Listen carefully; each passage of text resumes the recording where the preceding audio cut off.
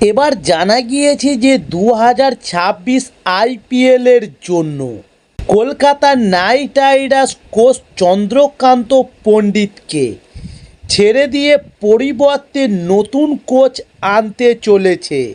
তবে সেই লিস্টের নাম রয়েছে কেকেআরের বেশ কয়েকজন প্রাক্তন ক্রিকেটারের। তবে এবার চন্দ্রকান্ত পণ্ডিতের আসনে কাকে দেখতে পাওয়া যাবে 2026 আইপিএলে কলকাতা নাইট রাইডার্সের দলে?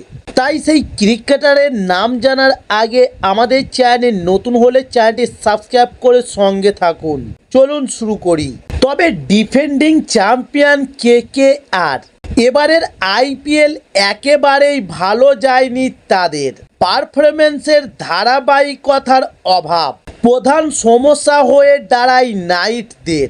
তাই এবার দলের যে সকল বিষয় নিয়ে প্রশ্ন উঠছে তার মধ্যে অন্যতম হলো দলের কোচের ভূমিকা। তবে 2024 আইপিএলে কোচ চন্দ্রকান্ত পণ্ডিতের সঙ্গে ছিলেন মেন্টর গৌতম গম্ভীর, ফলে কোচের ভূমিকা নিয়ে খুব একটা কথা উঠেনি। কিন্তু গৌতম গম্ভীর সরতেই এবার আতশ কাঁচের নিচে চলে এসছে কোচ চন্দ্রকান্ত পণ্ডিতের মার্কশিট।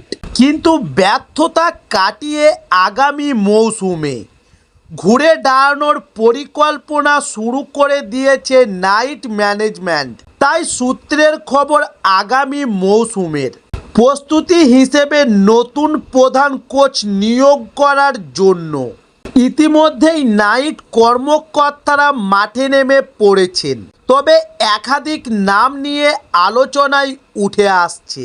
তবে এবার জানা যাচ্ছে যে কেকেআরের নতুন কোচের তালিকায় রয়েছে দলের প্রাক্তন অধিনায়ক ও বিশ্বকাপ জয়ী অধিনায়ক।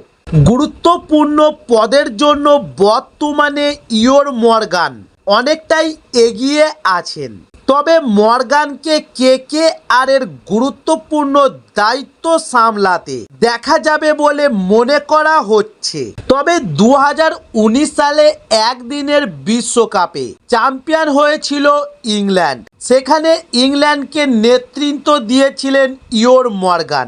এছাড়াও 2016 সালে এই তারকার নেতৃত্বেই ইংলিশ বাহিনী টি-20 বিশ্বকাপের ফাইনালে জায়গা করে নিয়েছিল এবং 2021 সালেও ইয়ন মর্গানের নেতৃত্বেই কেকেআর ফাইনালে উঠেছিল।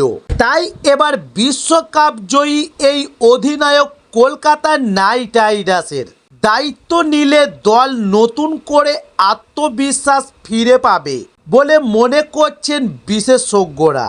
তাই এখন দেখার কেকেআরের ম্যানেজমেন্ট শেষ পর্যন্ত কী সিদ্ধান্ত নেয়।